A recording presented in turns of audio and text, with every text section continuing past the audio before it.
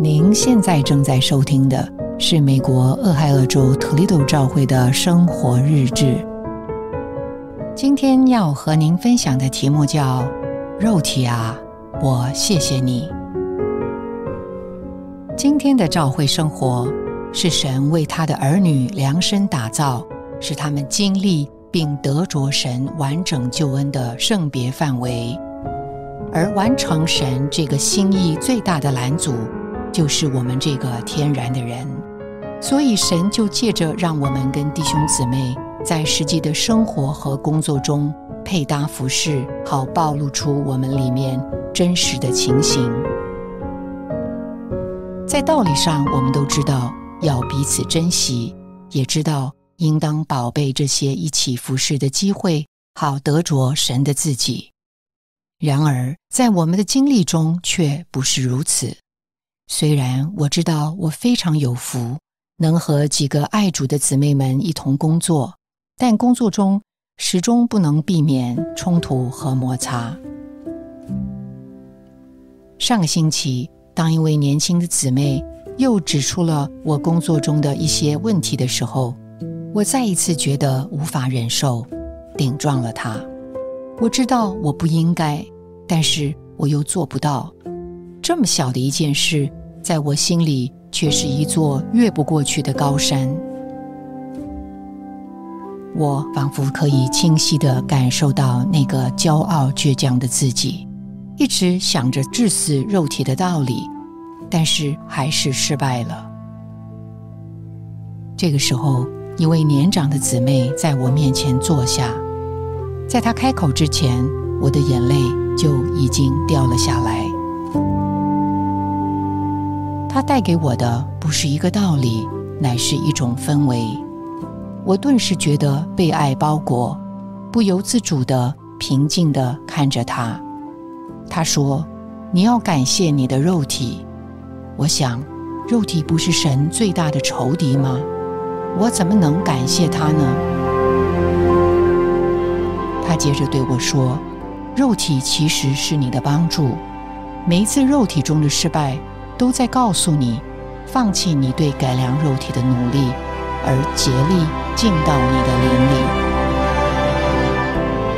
不必挣扎，不必疑惑，不必犹豫，灵才是我们的目标。这个时候，我似乎感受到了一条出路。姊妹继续告诉我，不要再跟主祷告说，帮助我不要发脾气，帮助我好好工作，好好跟姊妹们相处。听到这里，我笑了。她说，我知道你会这样祷告，因为我也曾经多次这样祷告过。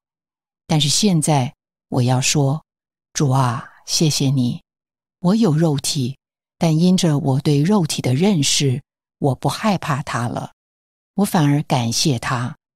我知道我改变不了我的肉体，望着我的肉体，我只能深深地叹息，而正是这样的叹息，让我怜于主，得着主的救恩。这是主的智慧，他借此来完成他在我们身上的旨意。这个肉体成了我们无声的提醒，让我们迫切地渴望转向灵。这样的转向不再是道理，不再痛苦费力。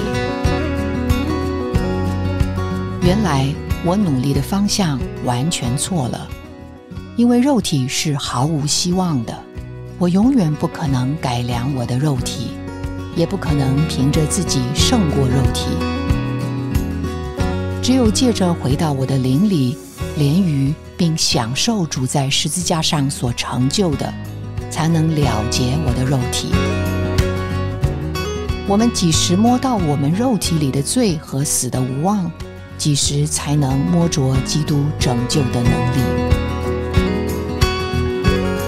我的肉体啊，我谢谢你，谢谢你的无可救药，谢谢你的悖逆和弯曲。这个肉体不再拦阻我，反而帮助我，让我时时注意我的灵，宝贝活在我里面的基督，让我经历并得着在召会生活中神为他的儿女所预备的完整的救恩。感谢您的收听，希望您能从今天的信息中得到亮光和启示。你的点赞、留言、分享、转发是我们持续制作的动力。我们的网址是 thechurchintoledo.org。期待我们下次空中再会。